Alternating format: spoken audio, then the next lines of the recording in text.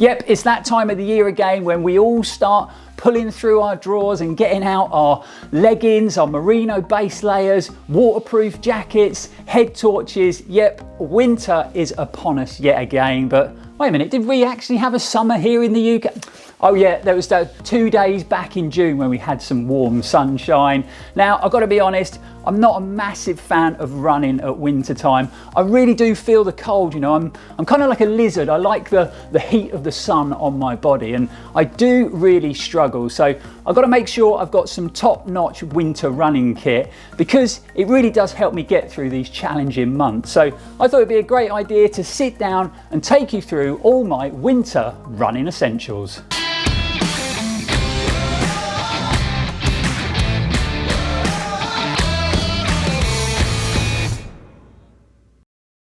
Welcome back, folks, and happy Halloween. I'm Lloyd Purvis and this is Run4Adventure. So unfortunately, I've got to start today's video with a bit of an apology. Now, if you've been following the channel for some years, you'll know that it's become a bit of a tradition here at Run4Adventure to make a Halloween special. I'm a massive horror film fan, so it fits in perfectly with the channel. So if you are sitting there on Halloween waiting for that video to drop, I really am sorry. We've just been so busy over the last few months, what with being in Chamonix, Switzerland, Norway, and then recently we've been racing out in the deserts of Jordan. I just haven't had the time to plan it, to film it, and to put it together. So like I said, I really am sorry, but I did spend a good 45 minutes before filming tonight decorating the lounge, just to make it feel a little bit more like Halloween. So we've got pumpkins in the background, we've got this spooky character in the corner as well. So hopefully it does feel a bit more like Halloween tonight. And you know, I promise you, next year we will be doing a Halloween special extravaganza, and we're really going to go to town on it. So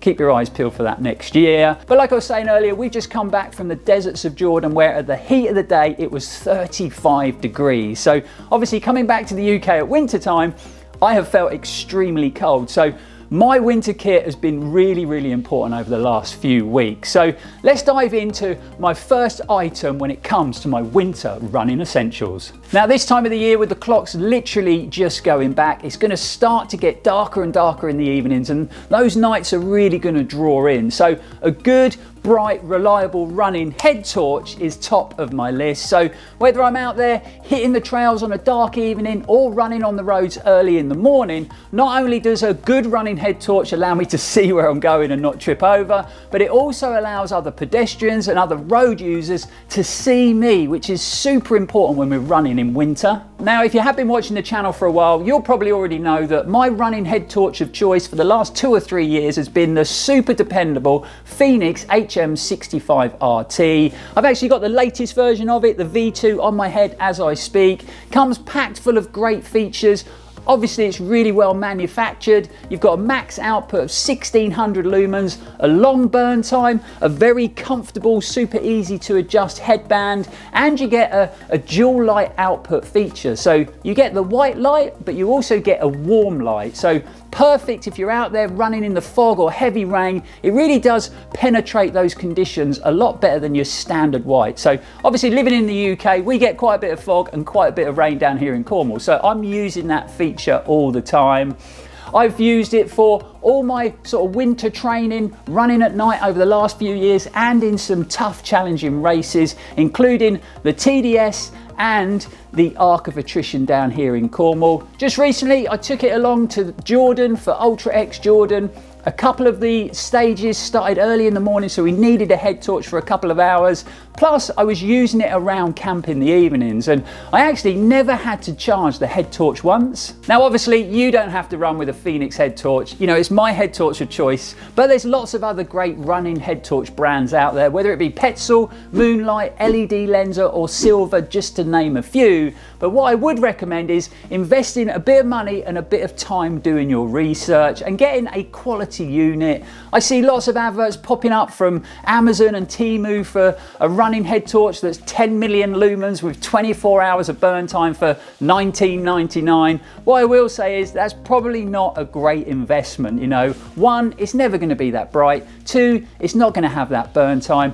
3, it's going to probably be heavy. 4, it probably won't last for long. But the main thing is, you know, if you think about it, you're running with a rechargeable battery strapped to your head. I want to run with a battery in my torch from a brand I trust, because, you know, the last thing you want is that battery exploding when it's on your head, because, oh, what's it going? I knew it.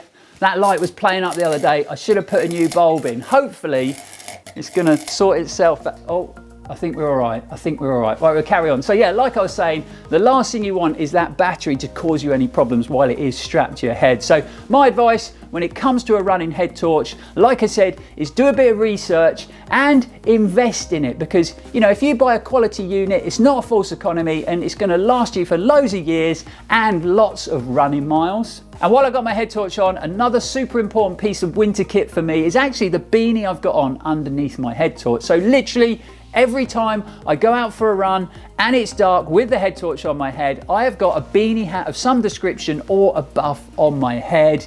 This particular one is a Sky Merino beanie. I've been using their apparel for years. I really do trust it. And Merino has some great performance qualities. So one, it's great at wicking moisture, and two, it's also good at regulating temperature. So really is a great fabric to have for a running beanie, but also it makes that head torch sit a lot more comfortably on your head, especially if you're going to be wearing it for long training runs or running through the night in a long race. And it also stops any movement or bounce of the unit. So it really is a great item of kit, and it's an item of winter running kit I really couldn't do without. So I would recommend getting a good quality running beanie in your running wardrobe. Okay, so moving on to item number, oh wait a minute.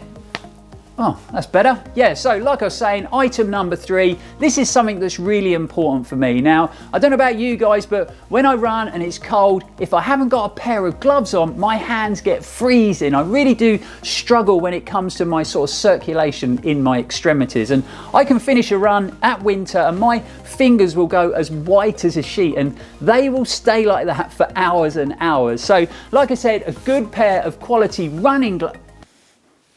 What's that all about? Anyway, yeah, so like I said, a good pair of quality running gloves is really important for me. I've actually just managed to get my hands on, get it, gloves, yeah, terrible joke, hands on a new pair of gloves from Sky, and not only are they a really nice fitted thermal pair of gloves, we've got rubber grippers on the palms and we've got touch sensitive fingertips, but they come with an added bonus. So in this little pocket on the front, you've also got a little mitten. So if my hands get really cold on a super chilly run, I can pull that over the fingers and it's going to give me that sort of double layer of insert. There you go. 1 second, I'll be back. There you go. Are you at home? There you go. Weird. Very weird.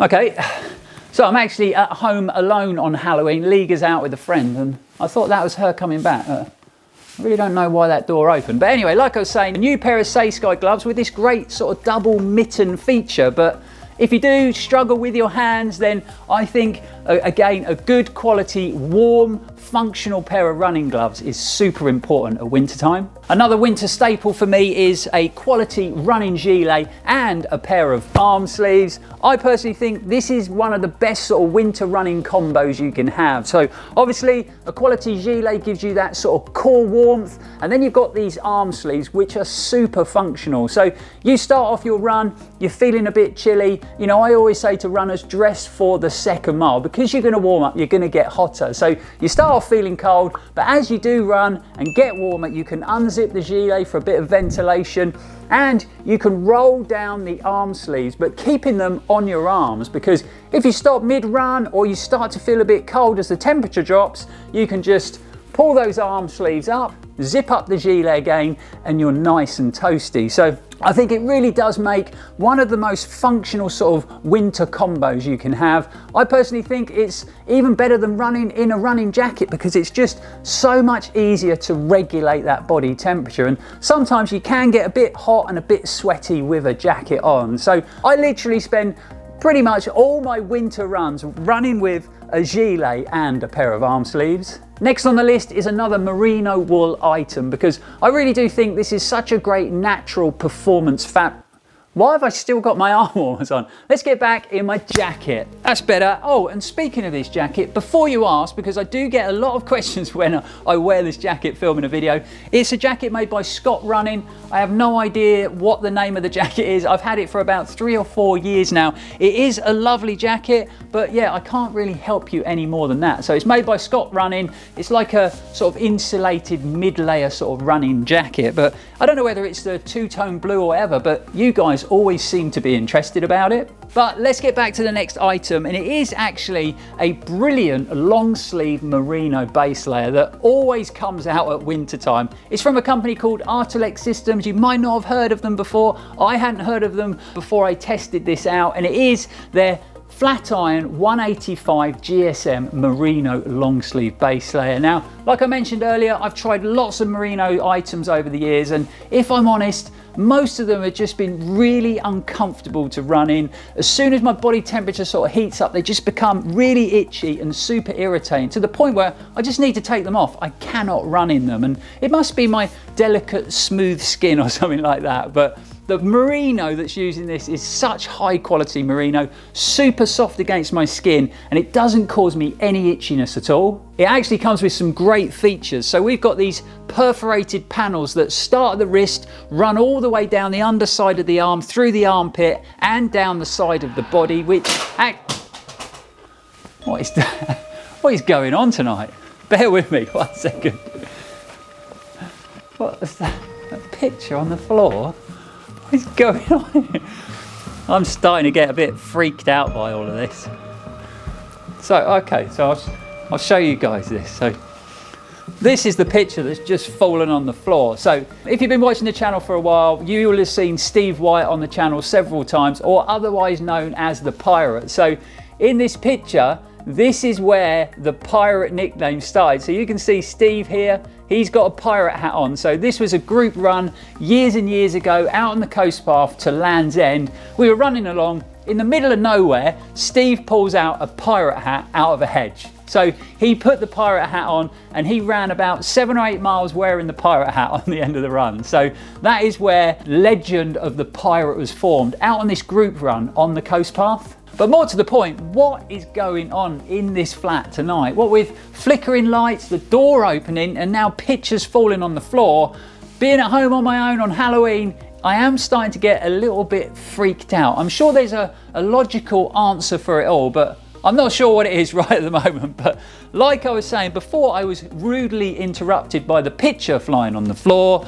We got some handy thumb loops for when it's really cold, and I love wearing this top under my waterproof jacket just because it wicks moisture so well, and it's great at regulating body temperature. It really does help, and it stops me getting all sort of clammy and hot and sweaty when I have got that waterproof jacket on and I'm running. So this is such an important part of my winter running kit, that's for sure, and definitely worth checking out. Now, they're not cheap. It is a quality merino wool product, and I think they retail for around about £110, which after running in it, feeling the performance, I think it's worth every penny. But I thought I'd Google it before this video, and I've actually found these online for as little as £45. Now, for that price, this really is a winter running bargain. Now, we can't film a winter running essentials video on the channel, especially because we're based here in the UK, without talking all about a good quality waterproof running jacket. Now, we do get a lot of rain here in the UK, and I know I'm going to spend a fair bit of time out in it this winter. So,